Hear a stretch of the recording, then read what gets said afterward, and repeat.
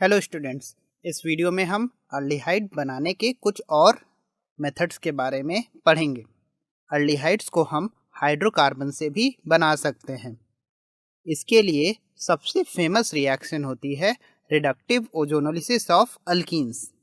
इसके बारे में आपने क्लास 11th में हाइड्रोकार्बन वाले चैप्टर में भी पढ़ा है कि अगर हम अल्कीन्स की ओजोन के साथ रिएक्शन कराएं और फिर उसे जिंक की हेल्प से रिड्यूस कर दे तो हमें अल्डिहाइड मिल जाता है।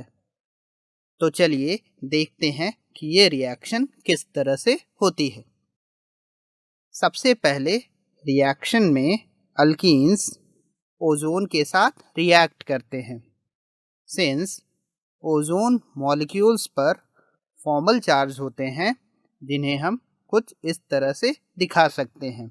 ये फॉर्मल चार्जेस ऑक्सीजन और ऑक्सीजन के बीच में बनने वाले कोऑर्डिनेट बॉन्ड के कारण आते हैं। यहाँ पर जिस ऑक्सीजन पर नेगेटिव चार्ज है वो ऑक्सीजन अपने इलेक्ट्रॉन पेयर्स को डबली बॉन्डेड कार्बन को डोनेट करेगा और जिस ऑक्सीजन पर पॉजिटिव चार्ज है वह ऑक्सीजन ऑक्सीजन डबल बॉन्ड के इलेक्ट्रॉन पेयर्स को अपनी तरफ खींच लेगा। और आप यहाँ पर देख रहे हैं कि जब ऑक्सीजन अटैक कर रहा है तो कार्बन के 5 बॉन्ड बनने लग रहे हैं। इसीलिए कार्बन कार्बन का पाई बॉन्ड टूटकर ओजोन मॉलिक्यूल के तीसरे ऑक्सीजन को अटैक करता है। तो इस तरह से हमें कुछ यह कंपाउंड मिलता है जिसे हम मोलो ओजोनॉइड कहते हैं। यह मोलो ओजोनॉइड काफ़ी ज़्यादा अनस्टेबल होता है क्योंकि आप यहाँ पर देख सकते हैं कि 3 ऑक्सीजन एटम्स सिंगल बॉन्ड से जुड़े हुए हैं और ऑक्सीजन ऑक्सीजन के बीच सिंगल बॉन्ड्स काफ़ी ज़्यादा वीक होते हैं। तो यह मोलो ओजोनॉइड रीअरेंज होकर हमें ओजोनॉइड देता है जो कि कुछ इस तरह से दिखता है।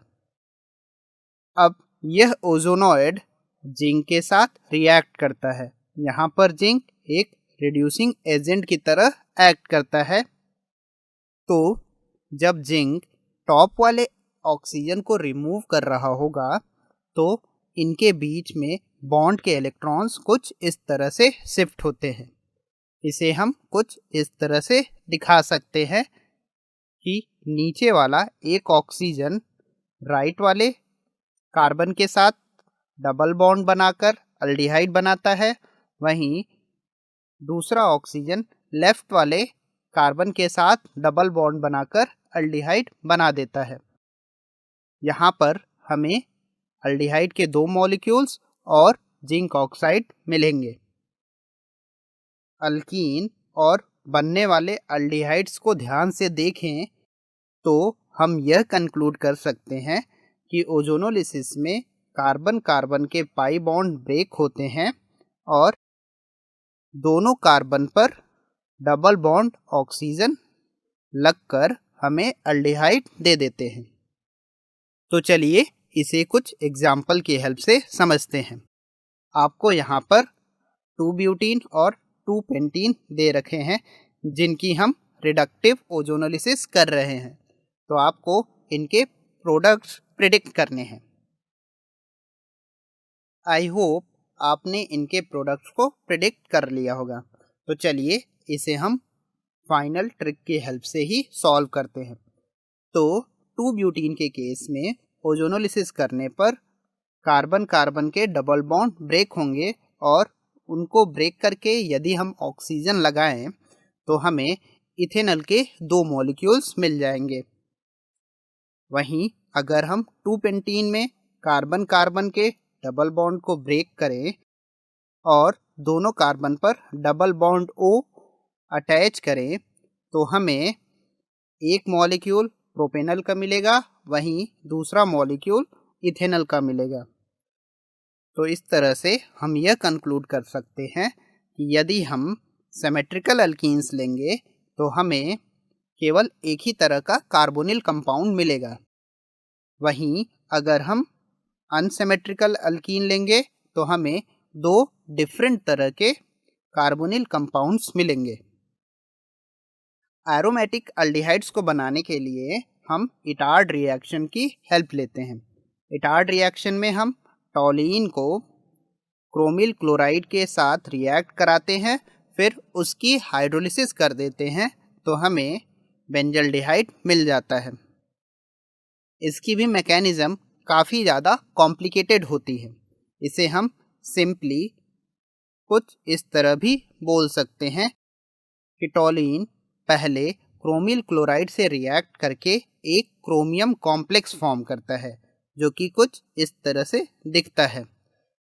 इस क्रोमियम कॉम्प्लेक्स को अगर हम हाइड्रोलाइज कर देंगे तो हमें बेंजल्डिहाइड मिल जाता है।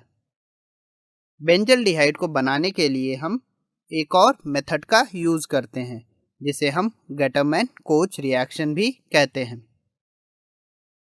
इस रिएक्शन में हम बेंजीन को कार्बन मोनोऑक्साइड के साथ HCl और ड्राई AlCl3 के प्रेजेंस में रिएक्ट कराते हैं तो हमें बेंजल्डिहाइड मिल जाता है। चलिए इसकी मैकेनिज़्म देखते हैं। तो सबसे पहले कार्बन मोनोऑक्साइड AlCl3 के साथ रिएक्ट करके कुछ यह कॉम्प्लेक्स देता है। यह कॉम्प्लेक्स इलेक्ट्रोफाइल की तरह बिहेव करता है।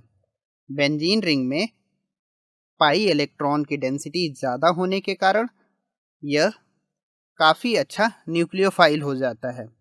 तो यह अपने पाई इलेक्ट्रॉन्स को इलेक्ट्रोफाइल के कार्बन को डोनेट करता है और हमें कुछ यह कंपाउंड दे देता है।